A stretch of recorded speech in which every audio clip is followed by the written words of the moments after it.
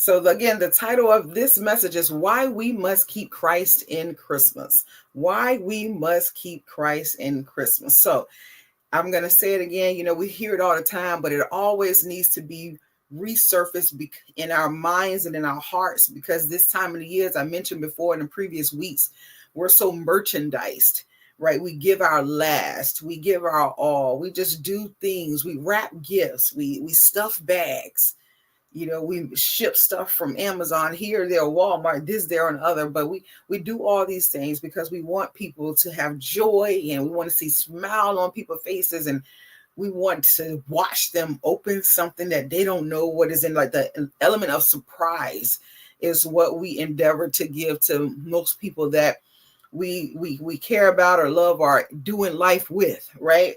We give gifts to our loved ones and gifts to coworkers, because we spend a lot of time with our coworkers. They become a part of us, so we give acknowledgments to them. We're shipping out cards here and there and keeping the postal service busy, busy, busy, busy, busy during this time. And why? Because there's a reason that we are celebrating during this time. And as believers, we can be so merchandise. So we oftentimes have to go back to the reason why we're doing what we're doing. So today I want to just dig into that a little bit and give you some historical context and just encourage you to continue to be the shining light for someone else. So encourage you to continue to be a resource for someone that is in need, to encourage you to continue to love on another person, a friend and a stranger, to encourage you to just continue to spread joy during this season of your life. Jesus is the reason for the season that we're celebrating here this December. Jesus is the reason for the season because Jesus is salvation, right? He's the reason. Why? Why is he the reason for the season, for all this celebration? Why is he the reason? Because he is salvation, right? So that's the answer to the question. My duty in life with you is that we find answers. So an answer to that question, why Jesus is the reason for the season, is because he is salvation. He offers salvation to you, and he offered it to me, and he offers us another chance. Anyone you meet in this world, Jesus is the reason for the season, because he offers a second chance. He offers a third chance. He offers another chance. He is our hope for tomorrow. Why is Jesus the reason for the season? He is our hope for tomorrow because he is a deliverer. He is our deliverer. He is the reason for the season. He is our way maker. I may not know all the ways in which I should go. You may not know all the ways in which you should go. You may not know all the ways in which you can come out of a particular situation, but we do know the way maker. Jesus is the way maker. He is a protector. I'm telling you, our youngest daughter is home from college, and last night she came back home and she was telling us about her driving. She hasn't been driving because of where she is in school. It's pretty much downtown area, no cars necessary. But she's been in her car since she's been home, and her driving was so bad last night. She said people was honking and horning at her, and I just praise God because he is a protector. He protected not only her, but he protected the people that was minding their own business in their cars, just trying to get to the store or trying to get home, and she was out there on that road. So God is a protector. He protects us. He assigns angels to our life to guard our lives. He keeps us on the highways and the byways and in our vehicles and our homes and our cars and in our workplaces. He protects us. He protects us from dangers seen and dangers unseen. He is a protector, and we oftentimes got to get out of our own way and learn to trust his protection. And we fall into so much anxiety and so much worry because we fail to trust his protections for us. We fail to trust the fact that he is a healer.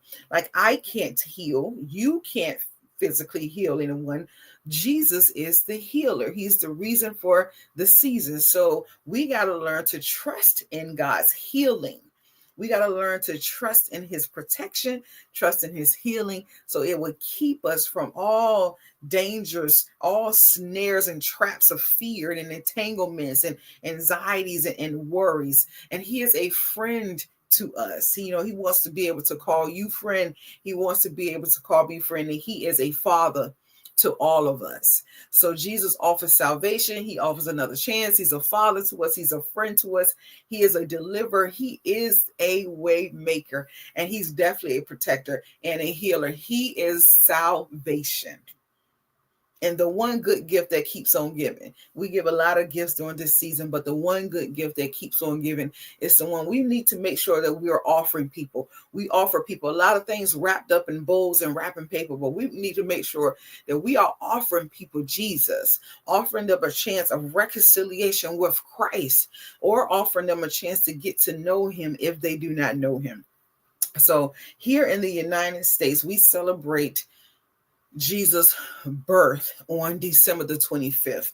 Other countries do this celebration a little different. Other countries have a varying of days or events leading to celebrations of Christmas and New Year's or so forth and so on. But here in the U.S., we celebrate the birth of Jesus on the 25th of December. And we celebrate that with decorations and food and games and family and traditions. And these traditions, we may have adopted these into our lives and in our homes, right? I have a tradition of watching the Thanksgiving Day parade every Thanksgiving morning with my children with a full spread of Thanksgiving breakfast. And I know we have Thanksgiving dinner, but I need to have that full spread of breakfast. Family and friends come over in your pajamas if you want. Sit and watch the parade, eat a feast of breakfast food, and then you go back home. That is a tradition that I started over 25 years ago, and it is one I want to continue with my grandchildren. So we have these traditions that we adopt in our life. But today I just want us to be mindful, and I want us to be careful when we're out about and going along with the things that we're doing, and we're having these normal activities. But I want to remind you that even though you can be having a wonderful time, there are people out here in this world that are struggling during this particular time with participating in family events and dinners and friend gift exchanges. They're struggling with this need for hope, love, and mercy, because during this particular time, a lot of people mourn and grieve in many ways during this holiday season due to loved ones who've passed on or loneliness. So I want to remind you to just give a little extra grace to people and be a little patient with people in the world. I'm grateful for the people that was patient with my daughter on the road last night. So we want to be patient with the people in the world and be mindful that there are people that are in need of a little special care during this time. So continue to celebrate, continue to do what you do, continue to have traditions, continue to make new traditions with your family.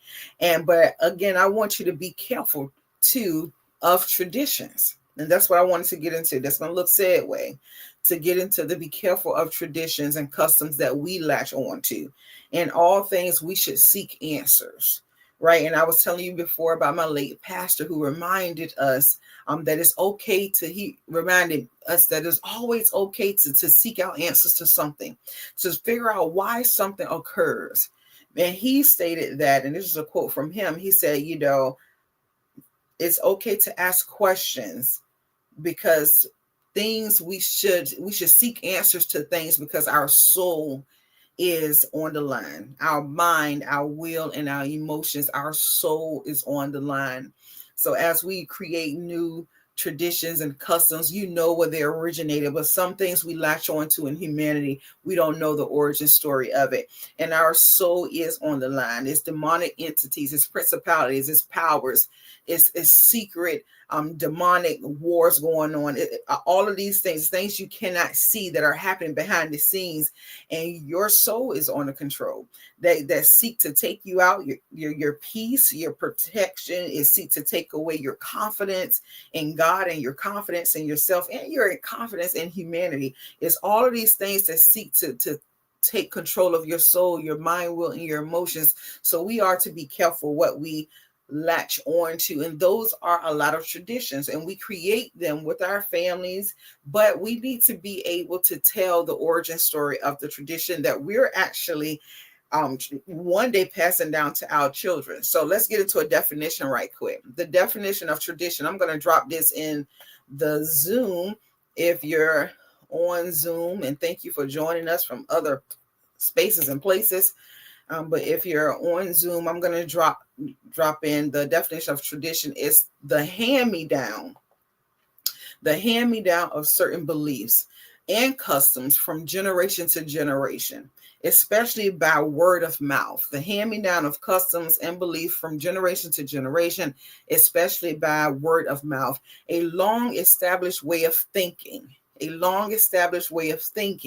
Something that is always done, whether the reason is known or unknown. I'm going to read that again. The definition of tradition is the hand-me-down of statements and beliefs and customs from generation to generation, especially by word of mouth. A long established way of thinking, something that is always done, whether the reason is known or unknown. So there are some great traditions that we have that we do during this holiday season that is heartfelt, right? But it's wise for us to be able to research traditions. I'm going to give a quote by a gentleman named John Calvin. And this quote was given to me by my late pastor. But the quote is it faith to understand nothing? This is deep, you guys. Is it faith? Because we're faith-filled, right? We're believers. But is it faith to understand nothing and merely submit your convictions implicitly to the church? Yep, he said it. Is it faith? And I got to drop this too. I'm going to drop this in the Zoom. If you are in the Zoom, I don't know if you can screenshot it, write it down, or whatever the case may be, put it to your account, it to your memory. But the quote from John Calvin states, is it faith to understand nothing and merely submit your convictions implicitly to the church? And this was not a anti-church quote. He was actually stating and question the fact that is your faith, is having faith meaning blindly accepting traditions, blindly accepting doctrines, right? We are to live a life and we are to receive sound doctrine and give sound doctrine. But he was stating that just because you have faith, does that mean that you blindly accept anything somebody tell you without researching it? Does it mean that you don't understand what you are believing? Is that considered true faith? Is true faith considered just going along to get along and not understanding anything, not having any context of what you're actually believing? He was challenging the notion of this faith of being blind to have understanding, and these and not understanding any teachings or not thinking and processing anything. He said he was suggesting that faith should involve you to actively engage in what you say you believe in. Faith should require you to understand what you say you believe in, and faith should require you to be able to verbally express what you say you believe in. Faith should embody understanding. It should embody wisdom. God tells us to ask for wisdom to live a wise life. So you and I, being people of faith, faith should require us to read, to understand, to have knowledge, to be able to share, to be able to express, to be able to teach another person, and to tell them why we believe what we believe. That should be a measure in faith. Faith is not void of understanding. Faith is not blind of any knowledge or context. Faith you should desire to understand. You should desire to read. You should desire to come to knowledge on your own. That is you building faith in your life. Faith isn't passive. Faith is gritty, and faith is active. Faith should require you to keep learning. That's what he's saying. That's what John Calvin was saying. His quote again is that, is it faith to understand nothing? Like that going along to get along, going along with whatever somebody tell you requires nothing of you. It requires you to do no work. You're just responding to what someone said. John Calvin, again, his quote said, "Is it faith to understand nothing and merely submit your convictions implicitly to the church?" I want to give you First Peter chapter 3, verse 15. First Peter, if you can write that down. First Peter, I'm going to drop it in the chat too. But First Peter 3:15. Let me drop this here. And I'm going to read it from the NIV translation. First Peter 3:15, NIV translation states, "But in your hearts revere Christ as Lord." In your hearts, honor him as Lord. Secure him in your heart as Lord is what the text is trying to tell us. The text states, "But in your hearts revere Christ as Lord. Always be prepared to give an answer to everyone who asks you, to give the reason for the hope that you have." What you have inside you, this life you say you live in, this belief you say you have, this love you say you have for God, you are supposed to be able to give someone an answer when they question why you believe what you believe. Do you really love God? How would it benefit my life from falling in love with Jesus? You got to provide an answer to people because you are their hope. You become people's hope. You become their connection to the living God. So the text states, "Always be prepared to give an answer to everyone who asks you for the reason for the hope that you have, but do with gentleness and respect." And I love this ending portion because people have so much church hurt and people are finding enormous reasons to stay away from church or anything that looks like ministry, anything that talks like ministry or has an appearance of ministry, any prayer, or to the least, people finding so many reasons to stay away from that because there have been ministers of the gospel who have tried to give answer and direction to people, but did it harshly or did it in a way that disregarded how they felt, or did it in a way that belittled them, or did it in a way that focus on their ignorance towards the or their lack of knowledge of the scriptures or the lack of knowledge on kingdom living.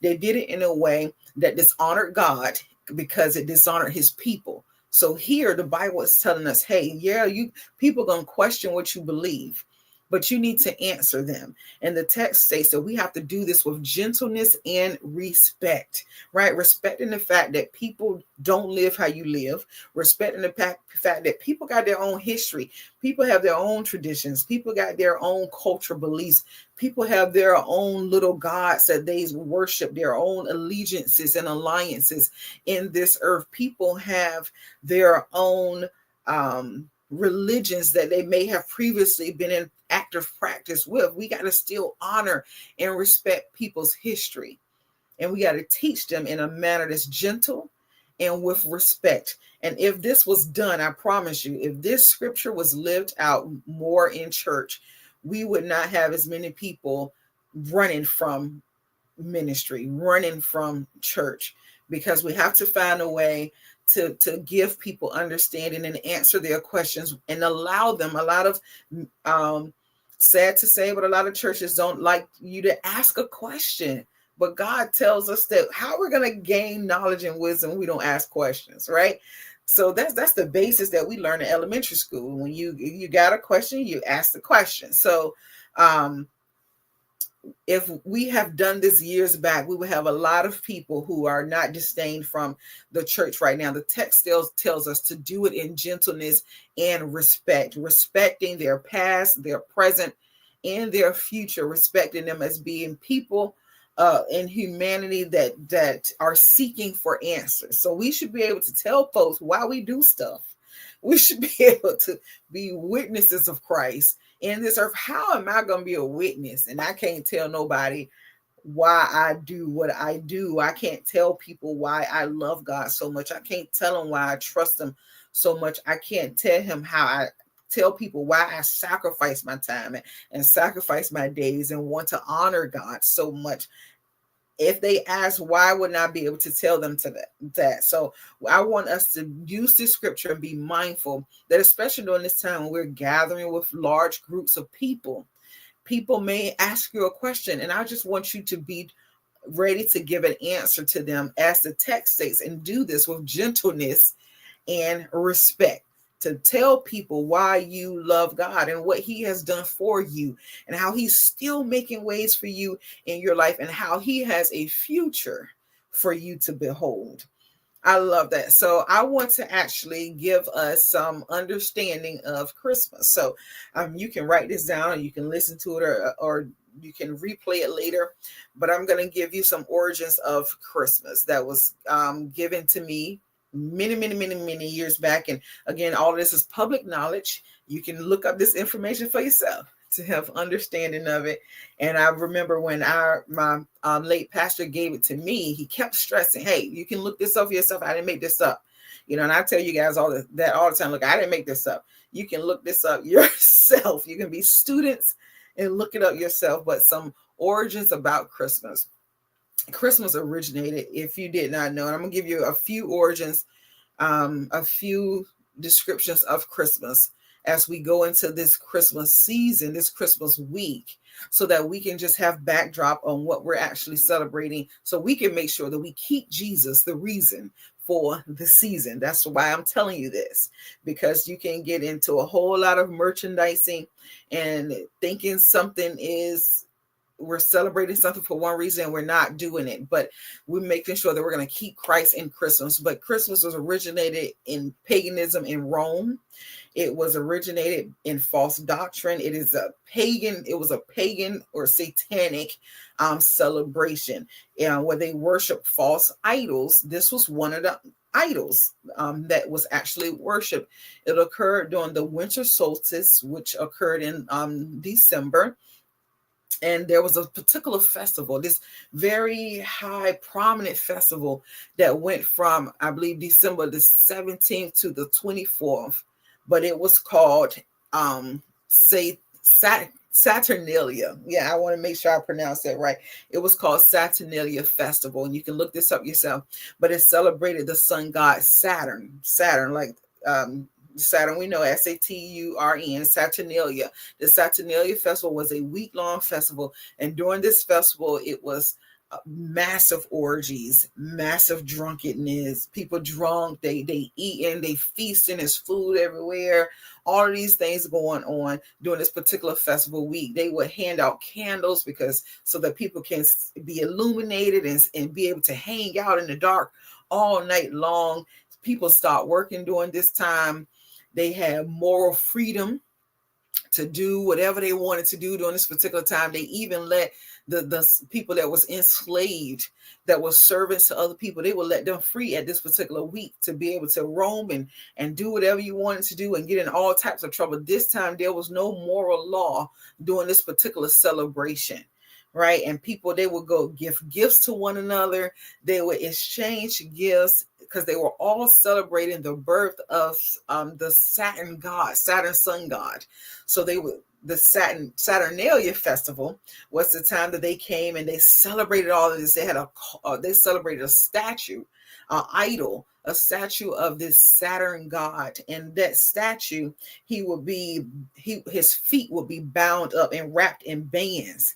But during this particular week, they will untie his feet, and them untying his feet was them giving him the ability to come out and have fun with the people, right? So the pagan god can come out and party with the people and feast with the people and partake in all types of orgies with the people. So all of this was going on during this particular week. So again, with the gift giving at this particular time, the church now as Christians, we give gifts during this particular time because of the wise men bringing the gifts to baby Jesus. So that's the reason why we give gifts to people. And you can read that if you go into Matthew chapter 2 about the wise men bringing the gifts to the baby Jesus, the gold, the frankincense, the myrrh. You can read about all of that in Matthew chapter 2. But during this particular week festival, all of these evil things were happening. People had sex with everybody of age and underage. Everybody's drunk. Everybody's, it's food everywhere. It's everything going on in the streets. Nobody being productive. Nobody working. They worshiping and this idol God, and all of these things that are happening. So during this particular time, they stated that the birth of this Saturnalia sun god was December the 25th. So then the Catholic Church said, hold up, we have to figure out how we can counteract all of this pagan celebration. How can we counteract all of this this devil worship? How can we counteract these people living lawlessly in the streets? You know, how can we counteract this thing? So what the Catholic Church decided to do was to celebrate the birth of Jesus at the same time that the pagan celebration for the Saturn god, the Saturnalia festival, was actually going on. They said, we're going to celebrate the birth of Jesus during this time. So they selected December 25th. The Catholic Church selected December 25th because of the celebration of the Saturn god, December 25th. So they said, look, we got to find a way to pull the pagans into church. We got to find a way to get the people back in church, get the families back in church, to have them celebrate Jesus, have them celebrate Christ, and to get them back in. They decided that they was gonna hold a big mass on the same day that the pagan Saturnalia god was actually being held. So that same day, like one demonic festival or pagan festival, Roman pagan festival was going on, people in the streets living lawlessly, and like across the street, it's a whole big mass going on from the Catholic Church. So the Catholics started trying to pull people back into the church, and they say, we're going to hold a big feast and celebrations. We're going to decorate too. We're going to have food too. We're going to give gifts too. We're going to do all of these things too, so that we can reach the people. In an effort to reach the people, an effort of outreach, I would say, an effort to get people out the streets doing lawless things in the streets and get them back into the church. The Catholic Church say, hey, we are going to hold a mass, a big old mass, to try to give the people another option during this particular time of the year. So they did this. The Catholic Church changed these biblical events that they will coincide with satanic festivals. So they did a big old mass, and they call it the Christ Mass, or the Mass of Christ. You know how we do. We later on shorten it to Christmas. So it was the Christ Mass, or the Mass of Christ. And the Latin word mass means missa, which means dismissal or sending forth or death sacrifice. So Christ, we know Jesus became our death sacrifice, because Jesus is the reason. That's why he's the reason for the season, because he is salvation. So that's just a little context on our history of the origin of Christmas, how a whole lot of demonic things was going on, and the church had to figure out a way to get people another option, to give them a way out of the streets and all of the chaos, to give families a safe place. And they decided to throw this big old mass to celebrate Christ. And they decided to have food and decorations and even candles, right? They was doing whatever them, you know, not the lawlessness part, not the orgies and all of that stuff. But they said, hey, we're going to have gifts and food and candles and fun for families and all of that, and bring that into the church. So I said all of that to say that as you go about your week, it is your duty and your responsibility to be able to be an answer to someone. So if someone says, hey, why do we really celebrate Christmas? You can explain to them that Jesus is the reason for the seasons, and this is why we celebrate. This is why we do this. This is why we do that. This is why we make sure that we are not merely focused on gift giving, that we're not merely focused on financial transactions, that we're focused on spending time with one another, that focus on loving one another, spreading joy, spreading love, spreading peace to other people, that we make sure that our focus is set that we are always honoring God, that we're always doing this week of Christmas, that we're pointing people back to Christ as always, and that we're making sure that, again, he is the top reason while we're out here having fun and fellowshipping with people, and to make sure we're mindful that we don't start doing lawlessness during this season, that we continue to honor God in this season, that we won't do as the pagans did, right? We won't just be out here doing everything we can and having no moral code, no moral context, no moral standard, that we are going to be people who are chasing after Jesus, that we are going to be people that are purpose-filled, and we are going to be people that are setting a standard for what is right, that we can enjoy family, we can enjoy friends, and we can have fun, but we can always lift up a standard of love, care, joy, peace, and soundness, that we won't be drunken out in the streets as the pagans was, that we will be of sound mind and body, and that we will be able to fellowship in love, just love, that we're just going to spread love, and we're going to give people grace, and we're going to forgive some folks, and we're going to allow God to help us forgive some folks, and we are just going to hug on the people that we can hug on, and we're going to love on the people that we can love on, and we are going to keep Christ in Christmas, because we know the origin, we know how it began, and we know that how we're going to make sure we do our part in this particular year that we're in, to make sure we keep the focus on Christ and do what we can to, just as the Catholic Church was trying to do, just to move people along. The Catholic Church was just trying to point people back and in the way that they should go, so that this season that we're going to do the same thing, that every day we have the opportunity to encounter people that may have questions, that may have issues, that may have circumstances, that we do our best to point them back. We're going to point them back, because Jesus is salvation.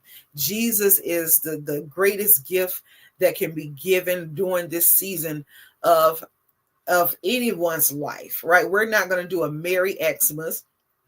Merry Xmas came along as a dismissal to the death sacrifice of Jesus. We're not going to do Merry Xmas. It attempts to take Christ out of Christmas, and we're not going to take Christ out of Christmas. We're not doing Merry Xmas. We'll say Merry Christmas, right? Christ Mass, the Mass of Christ. We're going to say Merry Christmas and not Merry Xmas. It is up to you, and it's up to me to be discipled. It is up to you and up to me to teach people, to provide an answer to people when we can, because we have sat down as students of the word and been discipled into the knowledge of Christ, to understand why Jesus is the reason for the season and why Jesus is salvation for everyone, so that we can continue to celebrate, we can continue to love on folk, but we have an understanding, we have a context, we have a foundation in which we can share with one another. So yes, continue to celebrate. Don't let the origin be a damper to your celebration. Continue to shift the narrative, right? Continue to spread love, to give extra love and care to people, acknowledge them, be gentle with folk, be respectful to people, and be clear that in honoring Christ, we're going to keep Christ in Christmas. And that's how we honor him, keeping him in Christmas. So that is what I wanted to share with you all today. I pray that it has enriched you. I pray that you have gained a little morsel of understanding and knowledge on the origin of Christmas, so that you can be the one who has an answer and when someone asks you the question. So, and that you can be the one to make sure you're passing along to your family solid traditions, that you're creating new traditions to pass on to your family, so that your children's children can be able to continue on in the traditions that you have set for your family to enjoy the holidays. So I pray that this week is enjoyable to you. And I pray that